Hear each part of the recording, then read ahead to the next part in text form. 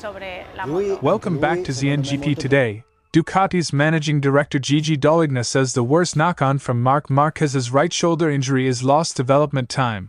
The team planned to use the final races of 2025 to begin 2026 testing, and now that work can happen with its world champion on track. The result is not just one absent rider, it's a hole in Ducati's off-season program at a critical moment. With the title, Marc, and runner-up, Álex, already decided, one small but coveted prize remains: the BMW M Award for the season's best qualifier. Marc Márquez leads the standings, but Álex is within striking distance. 2 final GPs, Portimão and Valencia, mean 50 points still on the table, and a calculated run of strong qualifying results could see the younger Márquez swipe the M2 ClubSport from his brother's garage. As MotoGP returns to Europe for the final push, Aprilia Racing's Marco Bezzechi faces a crucial doubleheader. With only 2 races remaining, he holds a fragile 5-point lead over Pecco Bagnaia and a 31-point advantage over Pedro Acosta in the fight for third in the World Championship. Bezzechi's mission at Portimão is clear: finish strong, defend the podium position, and end 2025 on a high. Meanwhile, teammate Jorge Martin remains sidelined, with Lorenzo Savadori stepping in once again. Don't forget to click subscribe button and the bell icon for MotoGP news update.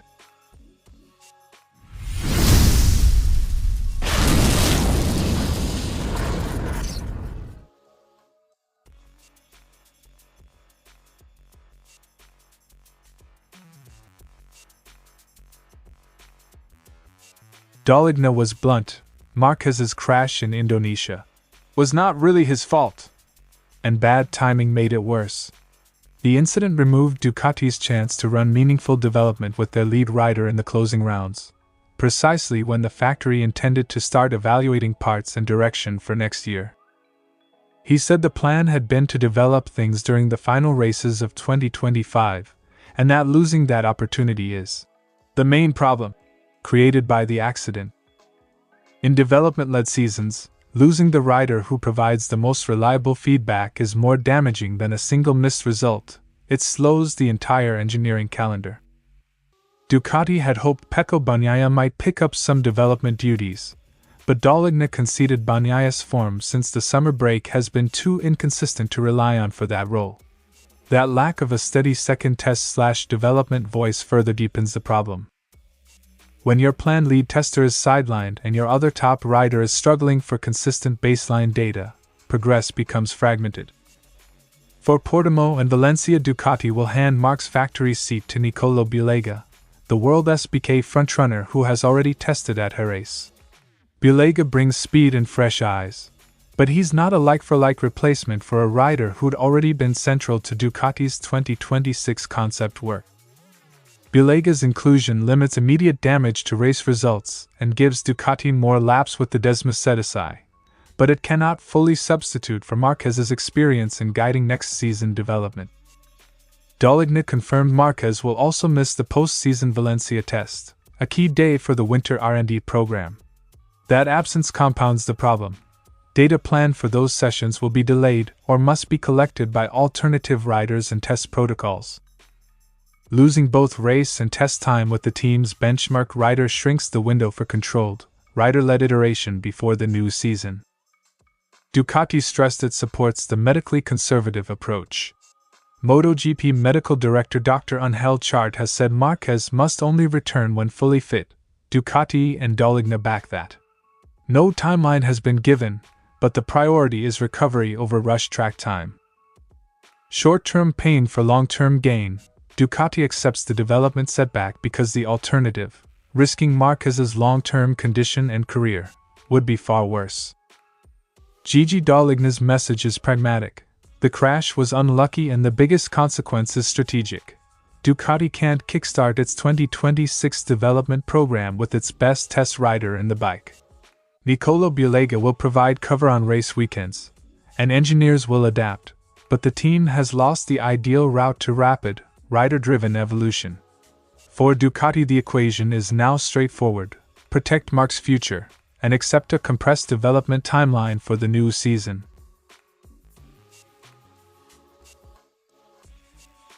The BMW M Award rewards pure one-lap speed across the season.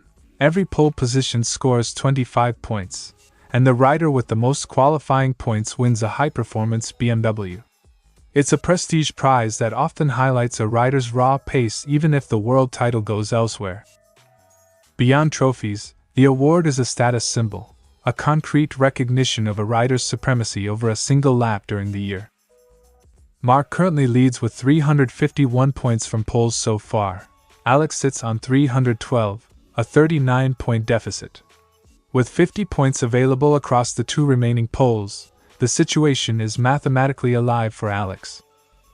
Scenario: if Álex scores 2 P2 starts, 2 by 20 points equals 40, he would close the 39-point gap and overtake Marc. Alternatively, one pole and a strong second could also do it.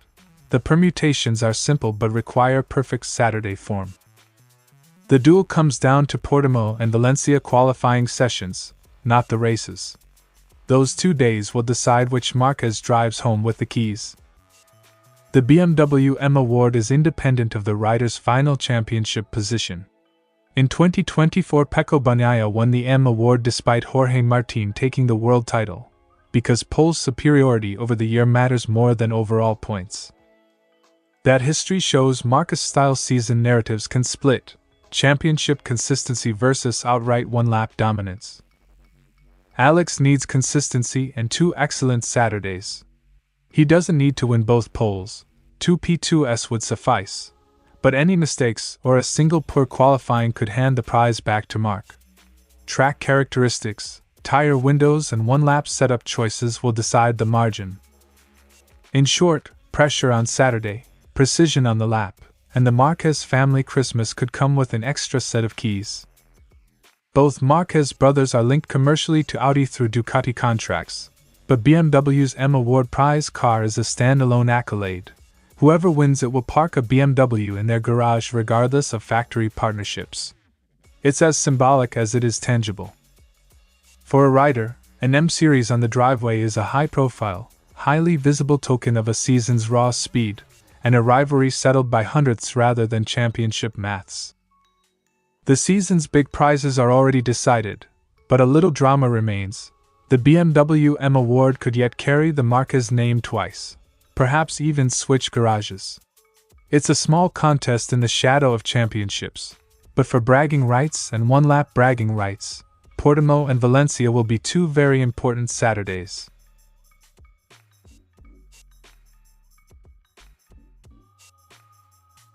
After a challenging weekend in Sepang, Bezzechi arrives in Portugal with renewed focus.